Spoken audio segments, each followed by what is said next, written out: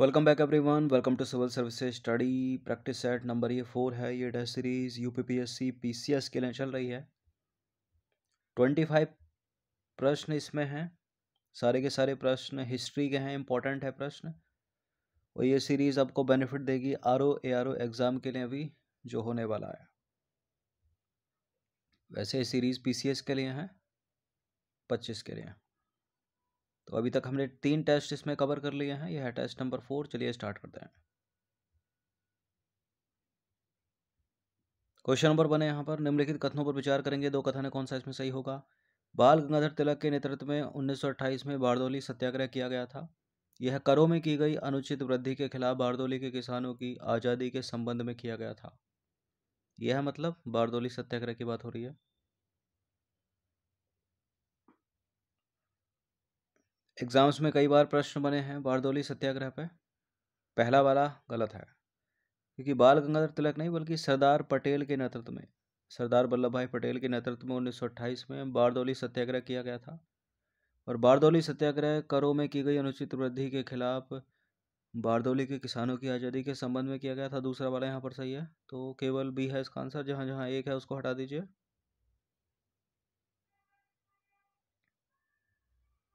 देखिए, सरदार वल्लभ भाई पटेल के नेतृत्व में 1928 में बारदौली सत्याग्रह किया गया था। यह करों में की गई अनुचित वृद्धि के खिलाफ बारदौली के किसानों की आज़ादी के संबंध में किया गया था। तो पहला वाला गलत है, दूसरा वाला सही है। क्वेश्चन नंबर 2 पर आ जाइए। वर्ष 1905 में लंदन में इंडियन होम रूल सोसाइटी की स्थापना किसने की थी। इसका answer option number A Shyamji Krishna Verma.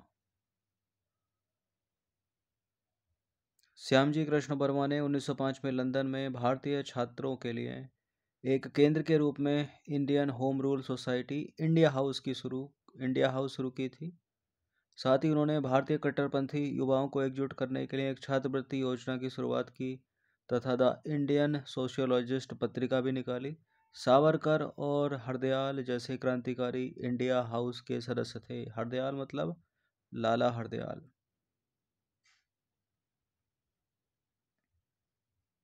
Question number 3, निम्नलिखित कथनों में से कौन सा कथन सही है। बटुकेश्वर दत्त ने 1909 में नौकरशाह करजन वाइली की हत्या कर दी थी। एनी बेसेंट 22 अगस्त 1907 को विदेशी भूमि पर भारतीय ध्वज फहराने वाली पहली व्यक्ति थी। निम्नलिखित में से कौन सा कथन सही है। इन सभी टेस्ट का फुल टेस्ट पीडीएफ सीरीज प्राप्त कर सकते हैं पूरे साल के लिए, जिसका 1 टाइम पेमेंट है 499। देखिए, पहला वाला गलत है। करजन वाइले की हत्या बटुकेश्वर दत्त ने नहीं की थी, मदन लाल ढींगरा ने की थी। एनी बेसेंट नहीं, मैडम भीकाजी कामा ने 22 अगस्त 1907 को विदेशी भूमि पर भारतीय ध्वज फहराने वाली वो पहली महिला व्यक्ति थी। तो इसमें से तो कोई भी सही नहीं है, ये दोनों के दोनों इनकरेक्ट हैं। डी है इसका आंसर। ये नाम याद रखिएगा, मदन लाल ढींगरा ने 1909 में नौकरशाह करजन वाइली की हत्या कर दी थी। मैडम भीकाजी कामा एक पारसी क्रांतिकारी थी। उन्होंने फ्रांसीसी समाजवादियों के साथ संपर्क स्थापित किया और वंदे मातरम का प्रकाशन किया था। मैडम भीकाजी कामा 22 अगस्त 1907 को विदेशी भूमि पर भारतीय ध्वज फहराने वाली पहली महिला व्यक्ति थी। क्वेश्चन नंबर 4, एनी बेसेंट से रिलेटेड इनमें से कौन सा कथन इनकरेक्ट है। एनी बेसेंट ने भारत में थियोसॉफिकल सोसाइटी की स्थापना की। वह भारतीय राष्ट्रीय कांग्रेस की पहली महिला अध्यक्ष थी। उन्होंने होम रूल लीग की शुरुआत की। उन्होंने यंग इंडिया और कॉमनवेल्थ समाचार पत्र का लेखन भी किया था।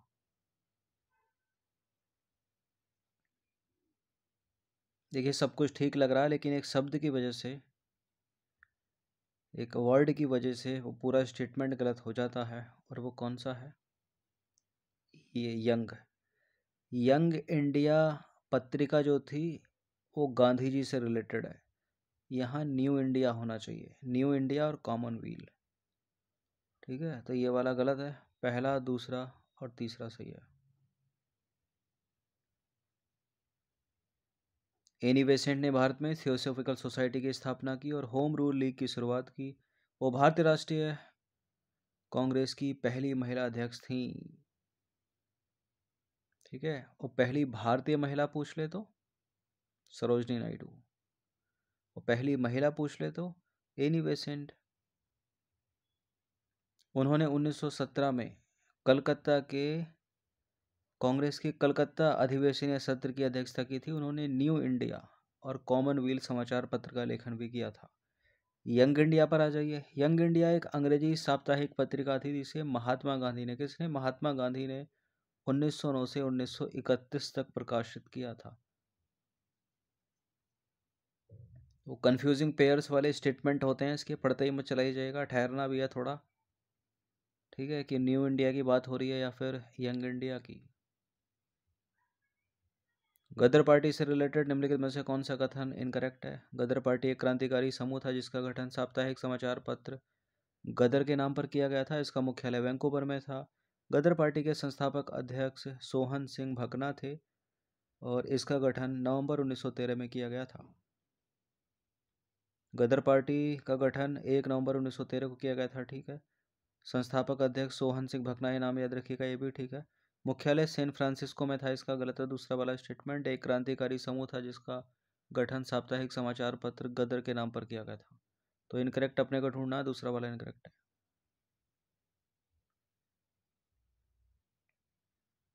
देखिए, गदर पार्टी भारत को अंग्रेजों की पराधीनता से मुक्त कराने के उद्देश्य से बना एक संगठन था। इसे अमेरिका और कनाडा के भारतीयों ने 1 नवंबर 1913 को सैन फ्रांसिस्को नगर में गठित किया था। गदर पार्टी एक क्रांतिकारी समूह था जिसका गठन साप्ताहिक समाचार पत्र गदर के नाम पर किया गया था। इसका मुख्यालय सैन फ्रांसिस्को में था और इसकी अन्य शाखाएं अमेरिकी तटीय और सुदूर पूर्व क्षेत्र तक विस्तृत थीं।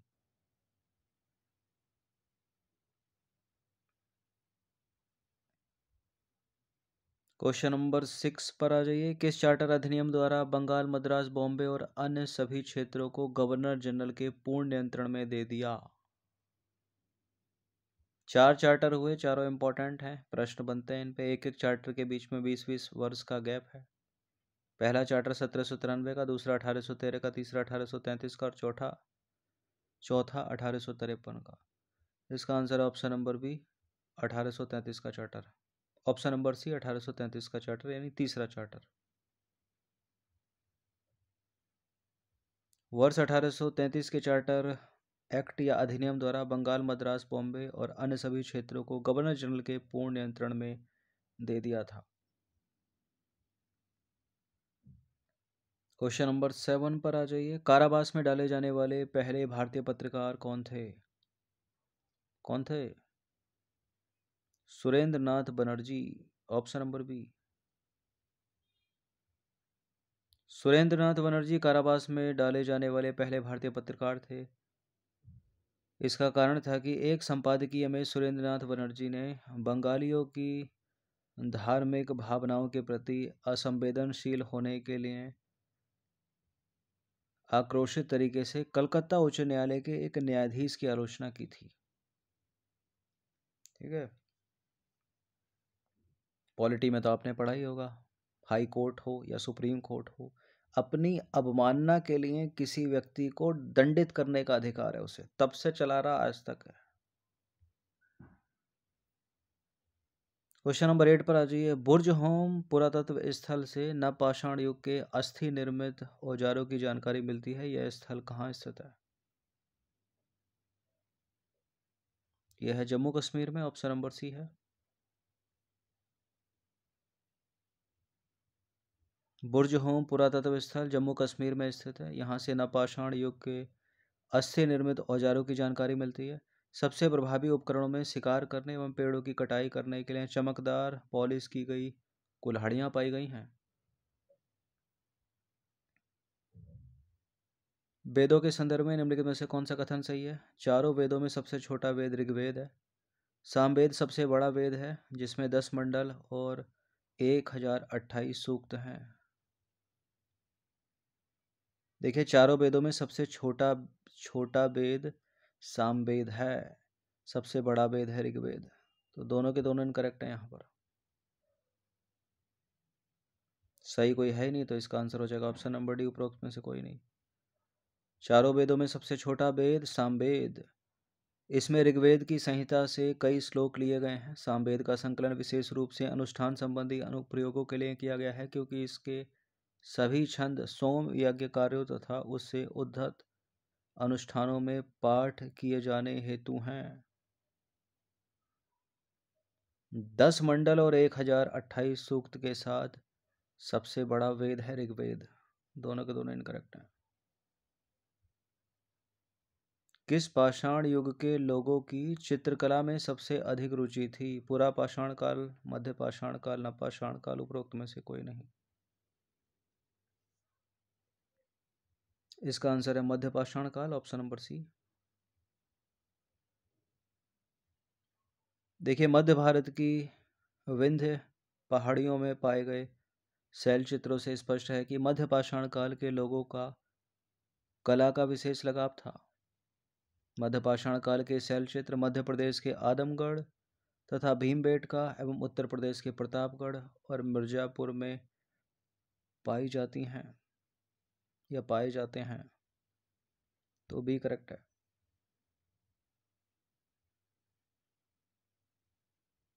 क्वेश्चन नंबर 11 पर आ जाइए। क्वेश्चन नंबर 11 है इंडस वैली सिविलाइजेशन से, यानी सिंधु घाटी सभ्यता से। सिंधु घाटी सभ्यता के लोगों को निम्नलिखित में से किस या किन पशु या पशुओं के विषय में जानकारी थी, पूछ रहा है। 5 पशु हैं यहाँ पर। किन किन पशुओं के बारे में जानकारी थी, यह आपके कूट नीचे। देखिए, घोड़े के तो मतभेद हैं, घोड़े का तो ज्ञान था नहीं उनको, तो जहाँ जहाँ 4 है उसको एलिमिनेट कर दीजिए। 4 तो किसी में है नहीं। कुत्ते को सबसे पहले पालतू बनाया गया था, ठीक है, कुत्ता है, बकरी है, ऊंट भी है, सिंह, शेर नहीं है। तो जहाँ जहाँ 2 है उसको हटाइए। इसका आंसर हो जाएगा 1, 3, 5। सिंधु घाटी सभ्यता में पालतू पशुओं में बिल्लियाँ, यानी बिल्ली, कुत्ते, गधे, ऊंट, भेड़, बकरी, भैंस आदि शामिल थे। घोड़े के उपयोग के पुख्ता साक्ष्य अभी तक प्राप्त नहीं हुए हैं। मोहनजोदड़ो में घोड़े के साक्ष्य को लेकर मतभेद है। साथ ही लोथल से पाए गए संशयपूर्ण टेराकोटा मूर्ति तथा सुदकोड़ता से अनिश्चित अवशेषों से घोड़े के संबंध में विशेष जानकारी नहीं मिलती है। भोजन के लिए कई अन्य पशुओं का शिकार किया जाता था, जिनमें हिरण, हाथी और गैंडा भी शामिल थे, जिनसे हड़प्पावासी अच्छी तरह से परिचित थे। किंतु सिंधु घाटी सभ्यता में सिंह के विषय में कोई प्रमाण अथवा साक्ष्य प्राप्त नहीं होता है। तो घोड़े को हटा दीजिए और सिंह को हटा दीजिए।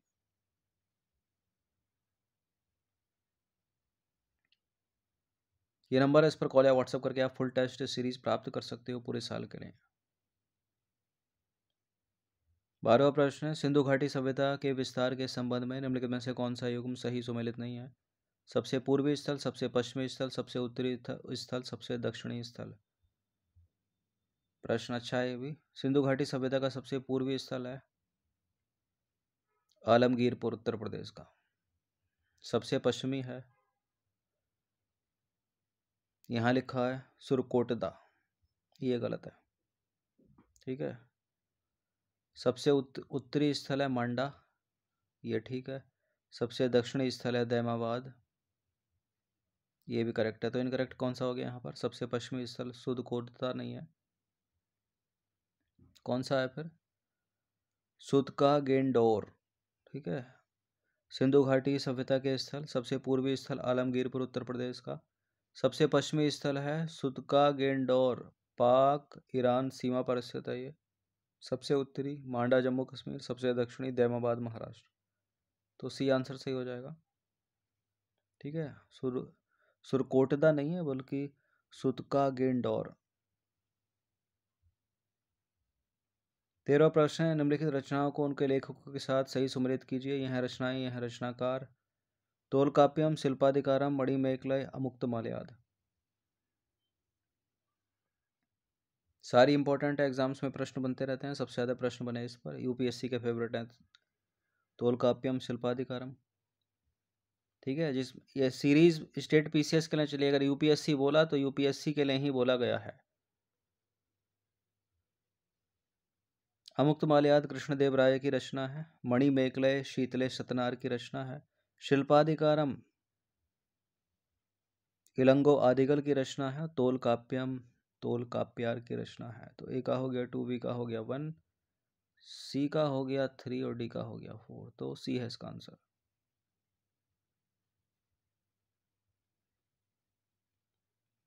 सबको देख लेते हैं एक एक करके। देखिए, तोल काप्यार द्वारा लिखित तोल काव्यम तमिल साहित्य का सबसे प्राचीन ग्रंथ है। यह रचना तमिल व्याकरण से संबंधित है, फिर भी यह संगम काल की राजनीतिक और सामाजिक आर्थिक स्थितियों के बारे में जानकारी प्रदान करती है। यह 3 प्रमुख भागों में विभाजित है। अगली रचना पे आ जाइए, शिल्पाधिकारम।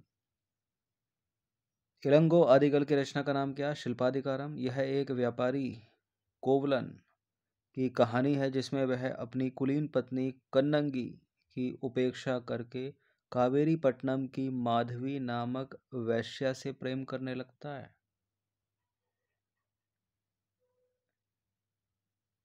जो मणिमेखलाई है वो शीतले सतनार की रचना है। तमिल साहित्य के इस महाकाव्य में लेखक ने दक्षिण भारत में प्रचलित अन्य धर्मों के साथ बौद्ध धर्म की तुलना की। कहानी जो है कोवलन और माधवी की पुत्री के बारे में है जो बौद्ध बन गए। ठीक है, यानी ये उसके आगे की कहानी है मणिमेखलाई शिल्पाधिकारम के। कोवलन जो कि एक व्यापारी है, अपनी पत्नी को छोड़कर, कन्नंगी को छोड़कर कावेरी पट्टनम की माधवी नामक वैश्या से जो प्रेम करने लगता है, उससे जो पुत्री का जन्म होता है। ठीक है, उसके आगे की कहानी मणिमेखलाई में।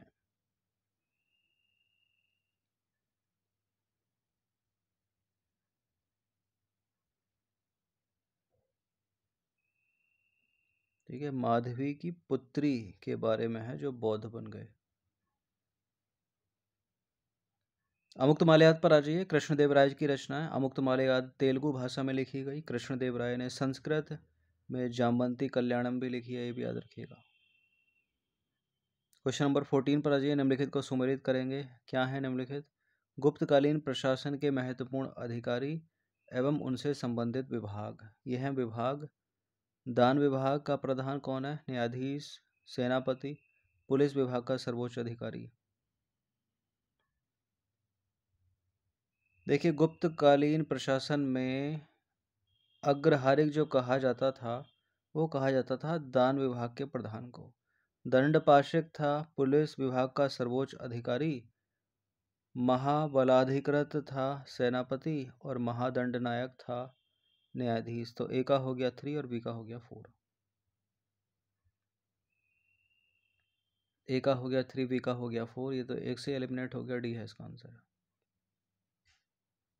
गुप्तकालीन प्रशासन के महत्वपूर्ण अधिकारी हैं ये हैं अधिकारी और ये हैं विभाग। एक फ्रेम में डाल देते हैं सबको, एक ही फ्रेम में है। महाबलाधिकृत सेनापति था। अग्रहारिक था दान विभाग का प्रधान। महादंड नायक था न्यायाधीश। दंडपाशिक था पुलिस विभाग का सर्वोच्च अधिकारी। संधि विग्रहिक कौन था? युद्ध तथा संधियों के विषय से संबंधित। और भंडार गर्धिकृत वो कौन था? राजकोष का अधिकारी। और ये शब्दावली इंपॉर्टेंट है, ये विभाग इंपॉर्टेंट है, पूछ लेता है।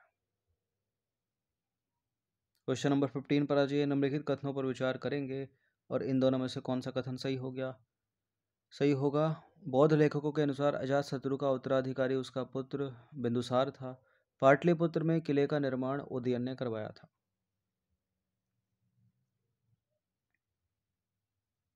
देखिए, बौद्ध लेखकों के अनुसार अजातशत्रु का उत्तराधिकारी उसका पुत्र उदयन था, ये था। और पाटलिपुत्र में किले का निर्माण अजातशत्रु ने करवाया था। दोनों के दोनों गलत हैं, डी है इसका आंसर। तो इसका आंसर हो जाएगा उपरोक्त में से कोई नहीं। बौद्ध लेखकों के अनुसार अजातशत्रु का उत्तराधिकारी उसका पुत्र उदयन था। पाटलिपुत्र में किले का निर्माण अजातशत्रु ने करवाया था, किंतु उसके पुत्र इस उदयन ने पाटलिपुत्र को एक शहर के रूप में विकसित किया। पाटलिपुत्र शहर सोन और गंगा नदियों के संगम पर स्थित था। पाटलिपुत्र मगध साम्राज्य के केंद्र में था, इसलिए उन्होंने अपनी पहले की राजधानी राजगृह के स्थान पर पाटलिपुत्र को राजधानी बनाया। यह उन्होंने सोन और गंगा नदियों के संगम पर स्थित एक शहर के रूप में पाटलिपुत्र में एक किले का निर्माण करवाया था। तो दोनों के दोनों गलत हैं। क्वेश्चन नंबर 16, निम्नलिखित शासकों में से नागानंद नाटक का लेखक कौन था?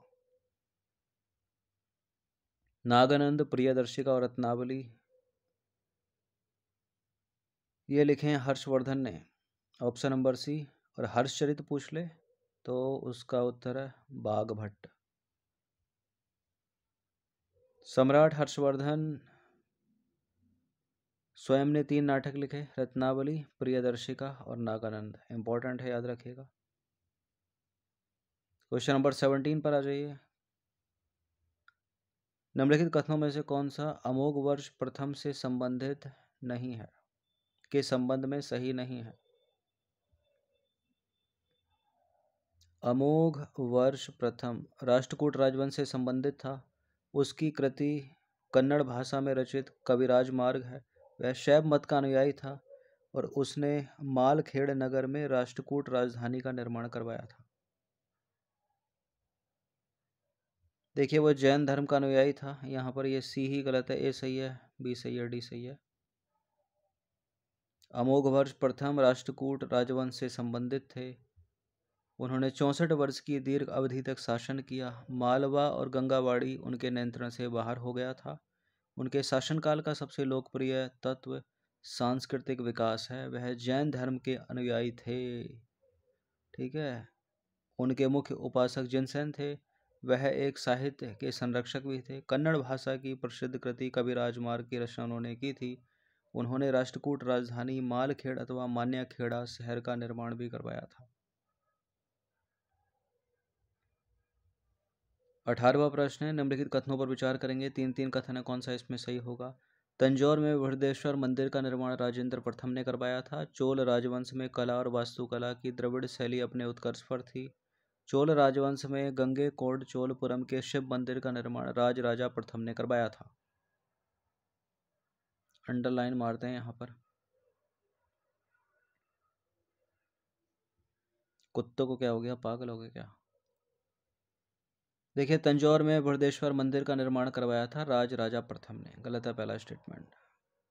और चोल राजवंश में गंगेकोंड चोलपुरम के शिव मंदिर का निर्माण करवाया था राजेंद्र प्रथम ने। गलत है तीसरा वाला स्टेटमेंट। चोल राजवंश में कला और वास्तुकला की द्रविड़ शैली अपने उत्कर्ष पर थी। केवल दूसरा वाला यहाँ पर सही है। तो इसका आंसर हो जाना चाहिए, तीनों तो सही नहीं है, तीनों गलत भी नहीं है। पहला और तीसरा गलत है, केवल दूसरा वाला सही है। तो बी है इसका आंसर, मतलब ए है इसका आंसर। चोल राजवंश में कला और वास्तुकला की द्रविड़ शैली अपने उत्कर्ष पर थी, भी सही है। चोल राजवंश के मंदिरों की मुख्य विशेषता विमान है।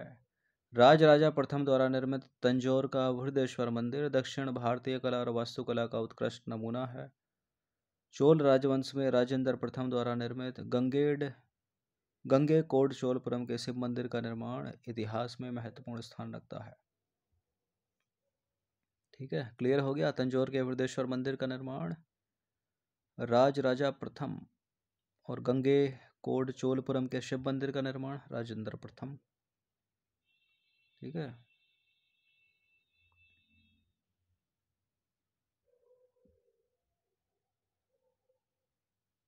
दूसरा वाला तो सही है, दूसरा ही तो सही है, पहला और तीसरा गलत है। प्रिंटिंग मिस्टेक है छोटी सी। चलिए आ जाइए कथन अभिकथन वाले सवाल पर। निम्नलिखित कथनों पर विचार करेंगे। अभिकथन ए है, यह है कारण आर।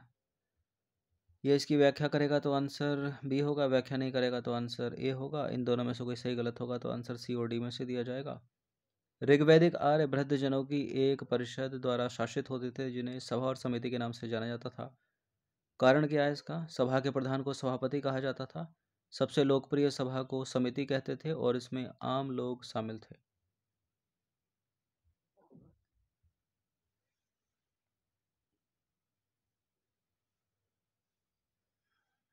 देखिए, ऋग्वैदिक आर्य वृद्धजनों की एक परिषद द्वारा शासित होते थे, जिन्हें सभा और समिति के नाम से जाना जाता था। ठीक है।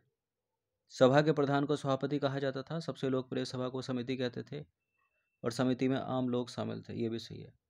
ये दोनों के दोनों ठीक है। लेकिन व्याख्या नहीं कर रहा है इसकी। ठीक है, तो इसका आंसर हो जाएगा ऑप्शन नंबर ए।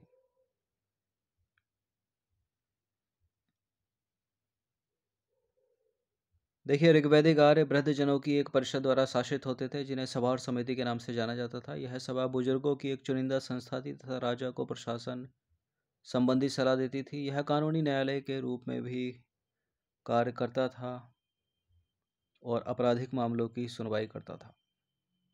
ठीक है, करता था या करती थी। सभा को सभा के प्रधान को सभापति कहा जाता था। सबसे लोकप्रिय सभा को समिति कहते थे और इसमें आम लोग शामिल थे। समिति का मुख्य काम राज्य के राजनीतिक कामकाज की देखरेख करना। इसका प्रयोग राजा के चयन के लिए भी किया जाता था। समिति के मुखिया को पति कहा जाता था, ये सब याद रखिएगा।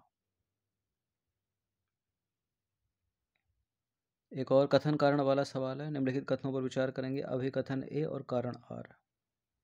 ऐत्रेय उपनिषद में सत्यमेव जयते मंत्र का विवरण मिलता है। सत्यमेव जयते का उपयोग भारत के राष्ट्र प्रतीक के रूप में किया गया है। सत्यमेव जयते मुंडक उपनिषद से लिया गया है। कई बार एग्जाम्स में बना है प्रश्न इस पर। ठीक है, गलत है पहला वाला, दूसरा वाला सही है। तो इसका आंसर तो क्लियर हो गया। आर सही है, मतलब दूसरा वाला सही है और पहला वाला गलत है, तो डी है इसका आंसर।